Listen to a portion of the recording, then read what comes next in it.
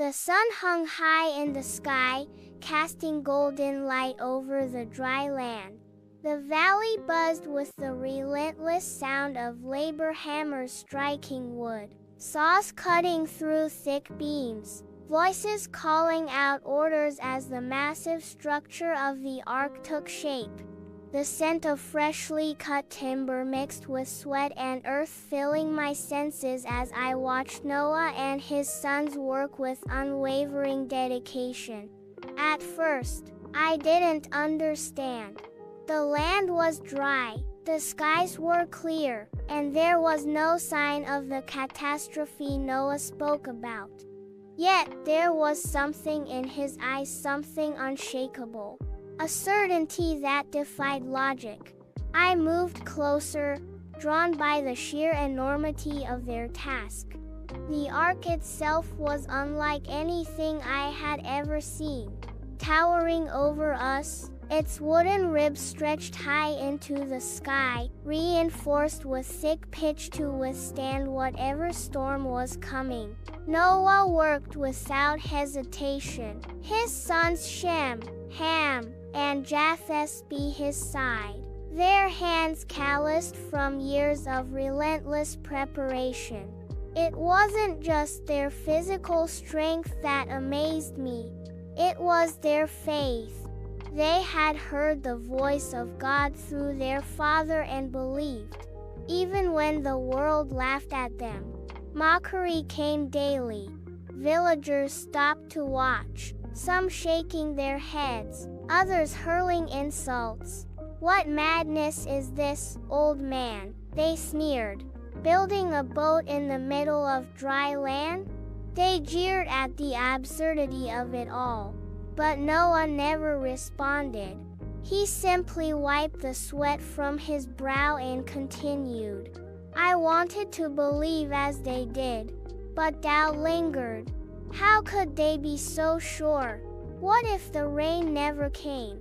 Days turned into weeks, and still, the ark grew. Noah's sons welcomed me into their work, allowing me to carry wood, weave rope, and prepare supplies. The tasks were endless: piling grain, stacking jars of water, ensuring there would be enough for both the family and the creatures yet to arrive. And then, they came. It was unlike anything I had ever seen. From the forests, from the plains, from the skies and the rivers, they arrived in pairs 2 by 2. Great lions with golden eyes padded softly alongside timid deer. Towering elephants lumbered forward, their deep calls vibrating through the ground. Birds filled the air in a flurry of wings, landing gently on the wooden beams. The smallest insects crept along, vanishing into the shadows of the ark. They came not by force, but by something unseen, something guiding them beyond human understanding. It was then that the doubt within me began to crack. As the last animal stepped aboard, a sudden shift filled the air.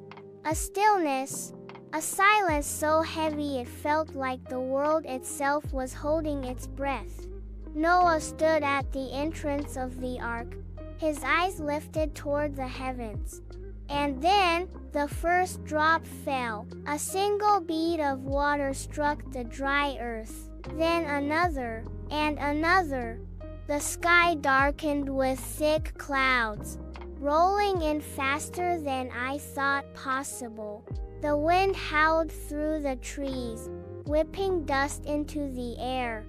The ground trembled as thunder cracked overhead, splitting the heavens open. And the rain came. It wasn't like the gentle rains I had known before. It was a relentless downpour, a fury unleashed from the sky, drenching everything in its path. The villagers who had mocked Noah moments before now screamed in terror. They ran, their faces pale with realization. But it was too late. The earth could not drink the water fast enough. I scrambled aboard the ark as Noah's family pulled the heavy door shut. The sound of wood slamming into place echoed through the chambers like the closing of a great tomb. Inside, the world was dim, lit only by flickering lanterns.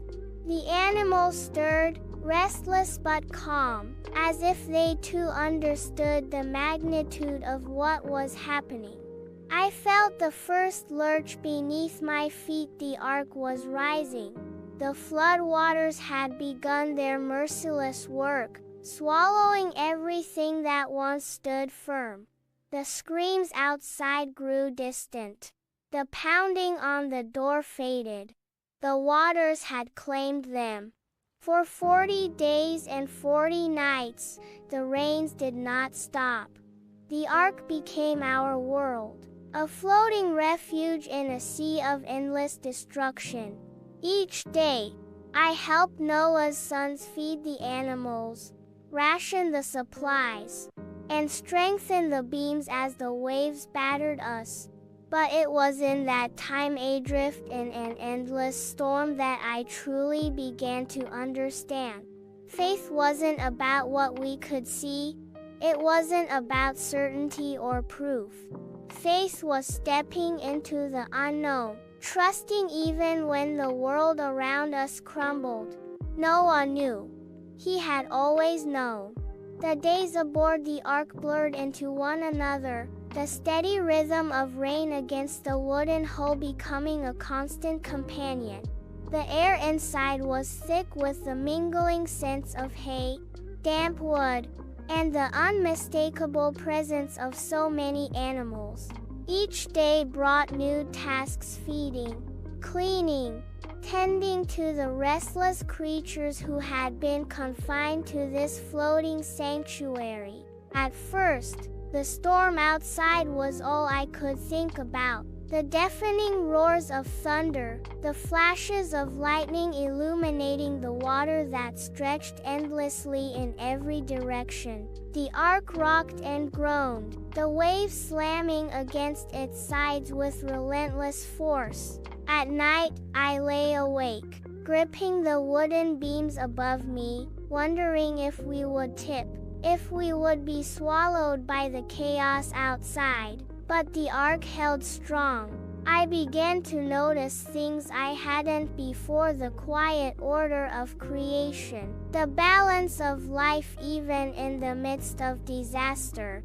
The lions rested peacefully in their enclosure, their golden eyes reflecting the soft lantern light. The doves nestled together, unfazed by the storm.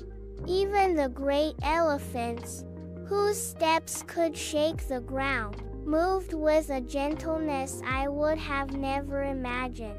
One night, I climbed to the highest point of the ark, where a small opening let in the cool air. The rain had lessened, and for the first time in weeks, I saw the stars. They stretched endlessly above me, their light untouched by the destruction below. In that moment, I realized something profound. The world was being remade. All that had been before was gone, wiped clean by the flood.